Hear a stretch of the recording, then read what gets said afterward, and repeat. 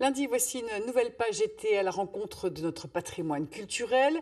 Cette semaine, Mehdi Weber et Patrice Cornili nous embarquent sur la route des écrivains. Pour ce premier chapitre, direction les Andelys, dans l'Eure. L'ancien bastion médiéval n'est pas lié qu'à Richard Cœur de Lion. Il était aussi avec l'écrivain écossais Arthur Conan Doyle, le père de Sherlock Holmes.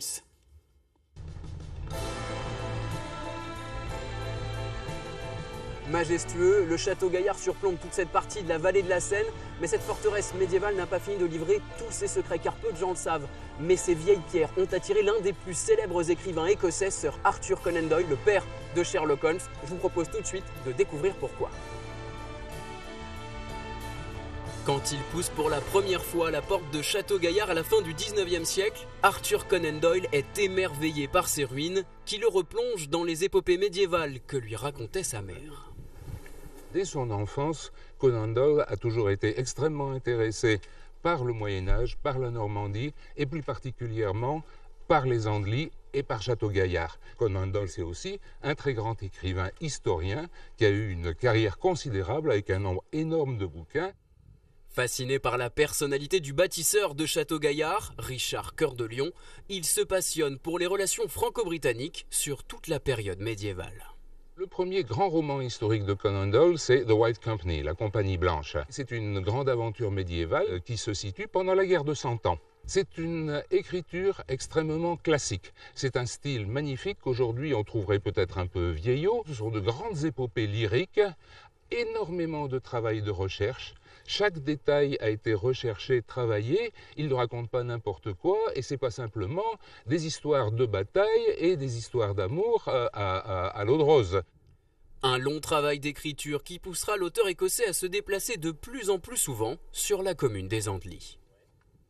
Arthur Conan Doyle venait en vacances ici pour de courts séjours. Régulièrement, puisqu'en fait, il s'établissait chez des amis et il appréciait énormément le cadre qui est magnifique. Il venait s'y reposer en famille et il venait aussi y écrire. Dans sa résidence en bord de Seine, c'est sur cet écritoire pourtant inconfortable que l'auteur passait des journées entières à l'ouvrage. Pour rédiger notamment les aventures de Sherlock Holmes, l'œuvre emblématique de Conan Doyle, aux grandes dames de l'écrivain. C'est un personnage en fait, qu'il détestait, parce qu'en fait c'était sa création qui l'a complètement phagocyté, vraiment, complètement.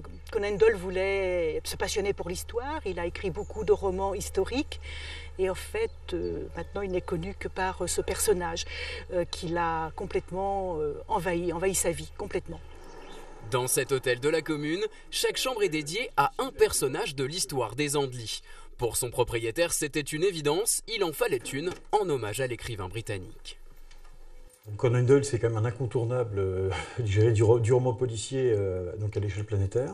Cette chambre, finalement, elle retrace sa plus belle création. Sherlock Holmes a non seulement été un personnage qui a fasciné le public anglais, mais qui est encore très actuel, puisqu'on a encore très récemment, dans la production cinématographique, beaucoup de films qui y ont été consacrés. Et c'est bien grâce au célèbre détective londonien que le nom d'Arthur Conan Doyle résonne encore aujourd'hui, aux Andelys comme dans le reste du monde. C'est sur la terrasse de cet hôtel en partie dédié à Arthur Conan Doyle que se termine cet épisode retraçant la vie de l'écrivain écossais qui, vous l'avez compris, fait intégralement partie de l'histoire des Andelys.